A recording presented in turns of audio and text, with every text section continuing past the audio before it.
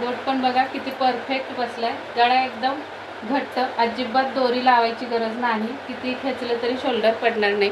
बघा किती सुंदर पाठीमागे आहे, जरा सुंदर ब्लाऊज बसलेला आहे बघा. आणि शोल्डरची टिप सुद्धा इकडे बघा. आता ही शोल्डर जोडण्यापासून ते पायपिंग कशी करायची ब्लाऊजला ते बघायचंय. तर शोल्डर जोडण्यापूर्वी काय काळजी घ्यायची ते बघून घ्यायचं अगोदर. तर इथे ही शोल्डर लावली आपण एकावर एक. ब्लाऊज मी पाठीचा भाग सुलटा ठेवलाय आणि पुढचा भाग उलटा ठेवलाय. शोल्डरला शोल्डर लावून घ्यायची अशी.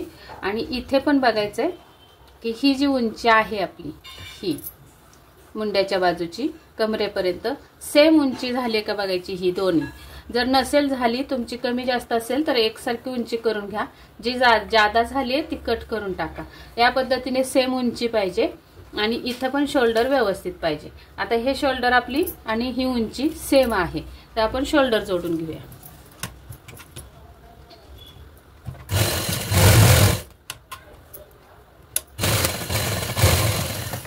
याच पद्धतीने हा भाग पण तसाच करून बघायचा आहे. इथे उंची सेम झाली आहे का, तर सेम उंची आहे आणि इकडे शोल्डर पण सेम आहे.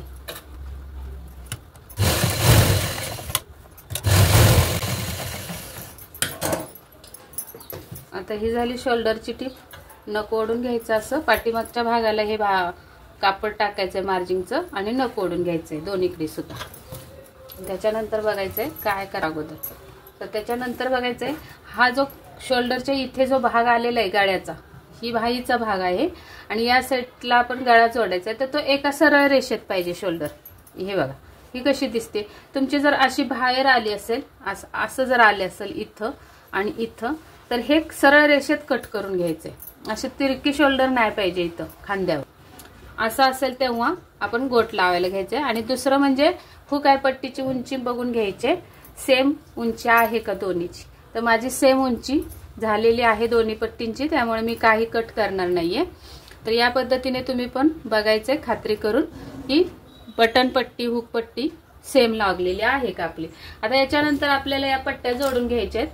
तर या तिरकस पट्ट्या काढायच्या आहेत बघा. अशा क्रॉस आल्या पाहिजेत, अशी ताणली गेली पाहिजे. तर हे काढण्यासाठी कटिंग मध्ये मी दाखवलेत कशा पट्ट्या काढायच्या ते. आणि मग त्या पद्धतीने तुम्ही 1.5 इंच ही रुंदी ठेवायचे आणि जेवढ्या हवेत तेवढ्या पट्ट्या काढून घ्यायच्यात आपल्याला. आणि मग एक आडवी ठेवायची अशी आणि एक अशी उभी ठेवायची.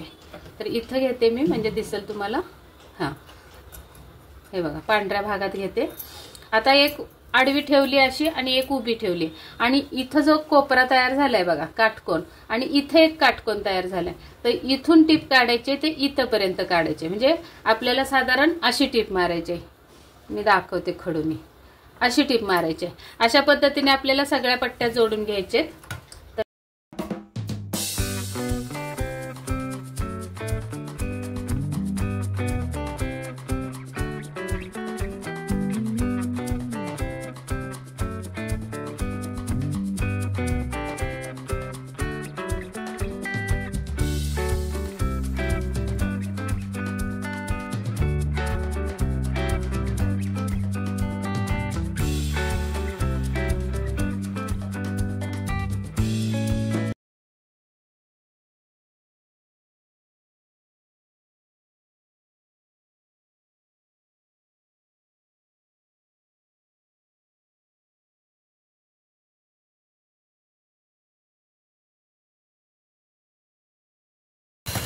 कापड कमी असल्यावर असे ऍडजस्टमेंट करावी लागते. छोट्या छोट्या पट्ट्या निघतात. आणि ब्लाउज मध्ये पण ऍडजस्टमेंट दाखवले तुम्हाला. कमी कापड असल्यावर कसा कटिंग करायचा आणि स्टिचिंग कसा करायचा ते. तर आता प्रत्येक हा पार्ट भाग जो एक्स्ट्रा आहे तो कट करून टाकूया आपण टिपच्या पुढचा. टाकूया.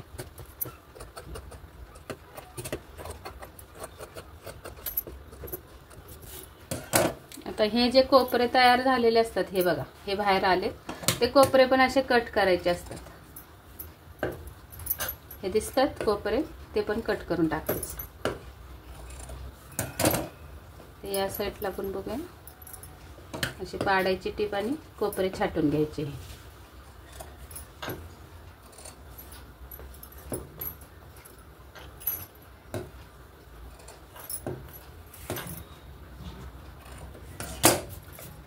अशा पद्धतीने ही पट्टी आपली तयार झाली. थोडी अशी ताणून घ्यायची, नाही घेतली तरी चालते, पण थोडा जरा पायपिंगला ग्रिप भेटतो.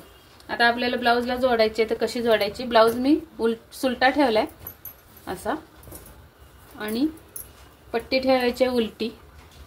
सरळ करून घेऊया हे टोक, आणि बरोबर अर्धा इंच बाहेर काढायचे, सोडायचे पट्टी जराशी, आणि या कडेने टीप मारायची. इथून मी जेवढं अंतर घेतले तेवढ्या अंतरावर सुई ठेवून घ्यायची पहिली अशी, आणि मग नंतर या चिमटीमध्ये बरोबर इथं मध्यावर पकडायची पट्टी ही, आणि थोडी अशी खेचायची, आणि या मधल्या बोटाने ह्या किनारीला बोट लावून बरोबर किनारीवर किनार ठेवून टीप मारायची. परत मध्यावर पकडायचं, खेचायचं, मधल्या बोटाने किनारीवर किनार ठेवायची आणि टीप मारायची.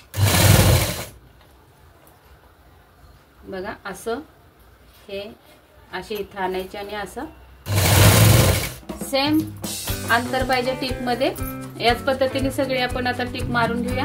आता इथे शोल्डरवर आल्यावर हे जे मार्जिंग असतं ते पाठीमागच्या भागाकडे ढकलायचं.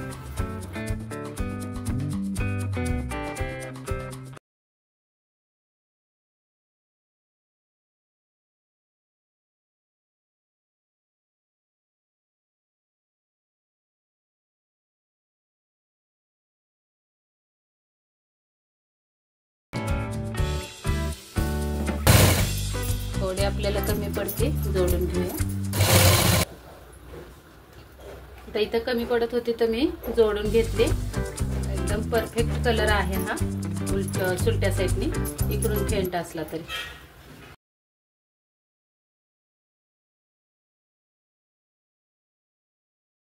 आणि नंतर आपल्याला इथं पूर्ण टिपला असं नख ओढून घ्यायचंय.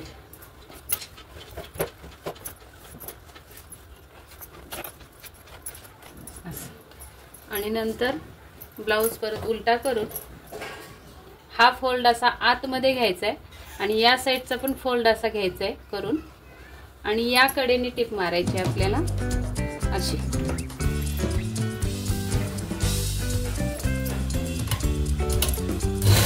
जास्त पण फोल्ड करायचं नाही, या टिपच्या आतच फोल्ड ठेवायचं आहे. ही जी टिप दिसते आपली ही, त्याच्या आतमध्येच हा फोल्ड ठेवायचा.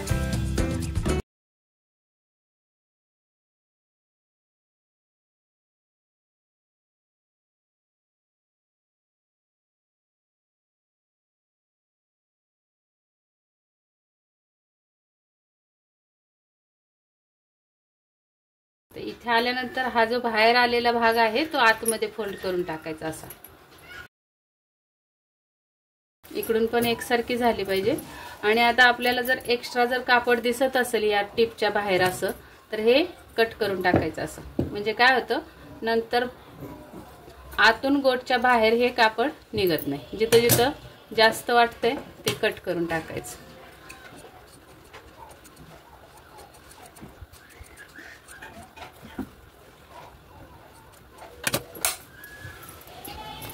आणि आता इथे बघा हा असा फोल्ड करायचा आहे, आणि ही जी टिप दिसते आपली पट्टी जोडलेली, त्या टिप मधूनच आपल्याला टिप मारायची. बरोबर तिथून सुई गेली पाहिजे.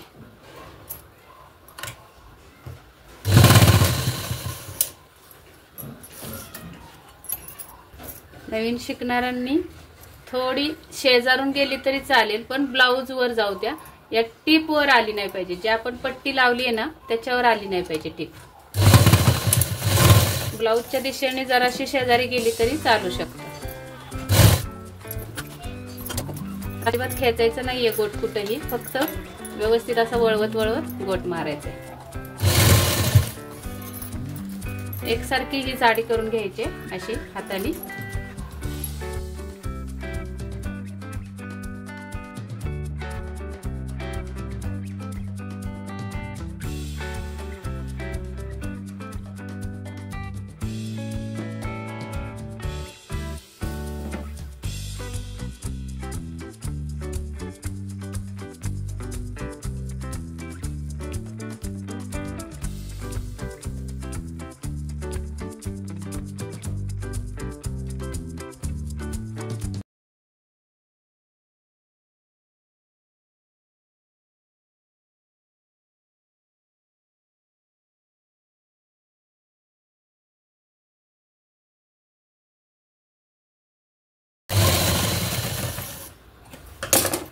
या पद्धतीने आपला पूर्ण गोट तयार झालेला आहे, एकदम फिनिशिंगमध्ये.